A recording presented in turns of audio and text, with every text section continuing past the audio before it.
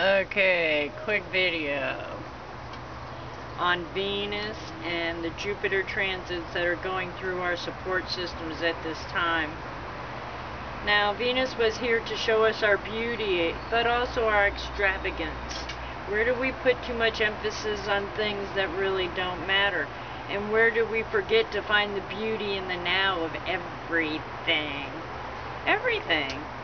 No matter what. Like, I wanted to take a picture of the hawk that just flew over, which means messages, and that's why I decided to do this video.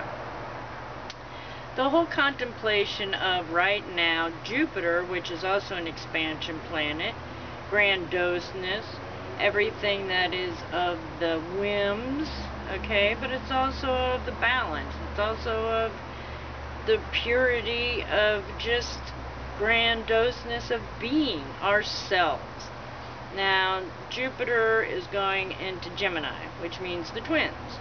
And most Geminis have either allergies, they're against something. An allergy is an issue that something is irritating you, and you just go ahead and let it irritate you, and it just keeps getting bigger and bigger and bigger.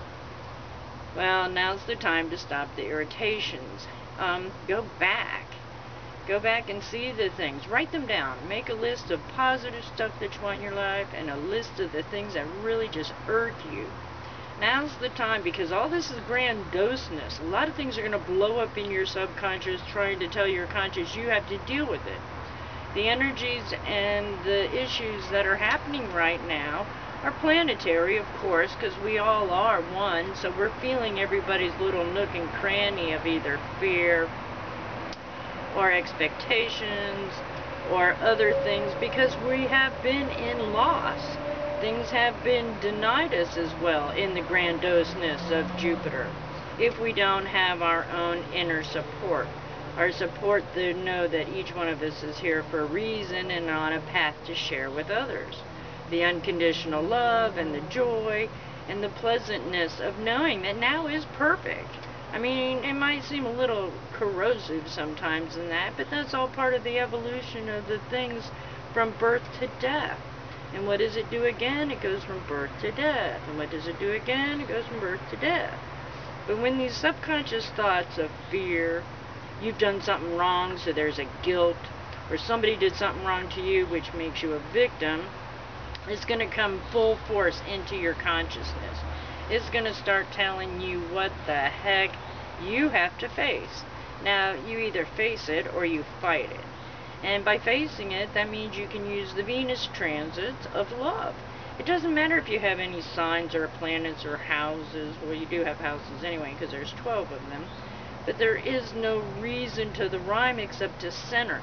Not to make it good, not to make it bad, not to make it right, not to make it wrong, not to make it light, not to make it dark. Because it's all equal. It's all equal in the divine right order from Source. Just as you are. You were born here with that spark. You are to be here sharing that spark. Let go of the ego, the expectations, and the promises. And let the lies that you know that you are combating go. Find the truth. Change the perspective. See the idea that all is in divine right order no matter what. Like people who have been losing their things, their material things. Well, it's trying to prove that life is not just a material thing. It's a spiritual thing. It gives others the pleasure or the joy to help those who don't have what they need to help be surviving. Be it food, be it shelter, whichever. But also for us to know that sometimes we have to let go of these things because they're only holding us back.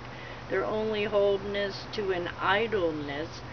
Not just idleness, but an idol, as per se, like money is an idol, to go buy more things that really just don't do your spirit much good. I can see my camera, I can see my computer, I can see my cell phone, but I don't have the highest, grandest, biggest, best, because I economically figured it out on how I could feasibly manage it. So everything is in its divine right order, or my material things, at least for that part. But after I've had to lose or eliminate 50 years of my life from the 2 years that I've been going through these transitions, let me tell you what, Jupiter and Gemini is going to be an interesting phenomenon. because it's also helping others figure out what their ping pong match is in their head. It's a whole planetary thing, as I said before. It's not just an individual thing.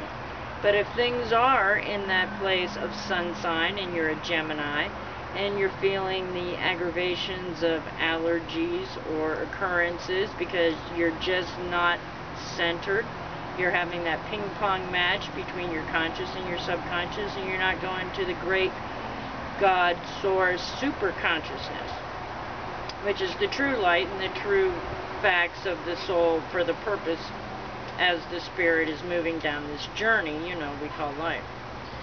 So the best thing to do is literally physically get it out of your head. Write it down. And then that'll manifest in the material, which is the Venus and the Jupiter. And it'll help you see logically, at least somewhat, or at least get centered to know what it is, which side you have the choice to make. If you can't get that far, then you need to really, again, refocus on the unconditional love, because everything is as it's supposed to be if we like it or not. Actually, it feels good to be lighter of all those things and expectations.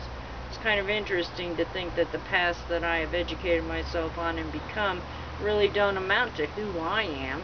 Yes, they're part of the ingredients to what I know, so I can share to understand and help others in those issues, but it's not who I am. What I share with others is who I am, in an unconditional way and manner, just like these videos. Just for the sake of knowing that if one word can help brighten and bring joy and peace into somebody's life, then we're all good. It's a fractal of a thing. If there's a giggle or a joy or something else that can be shared, then you're passing it on, because there's no other way around it. Understand, if you think it's empty, it's not. It's full of life. It's just that it's in a different vibration. And like everything else that fractally gets toned down to one, it's all from source. And the duality of things, well, yeah, that's your choice to make opposites or not. And even if they're there, can't they be incorporated into just being now, here? No right, no wrong, no getting involved, no letting others try to get you involved by staying in yourself of your spirit with your peace. And then share the joy, because otherwise whoever is in an ugly, aggressive, damning mood needs a little bit of love, Find somewhere to find the joy, even if you have to crack a joke about it.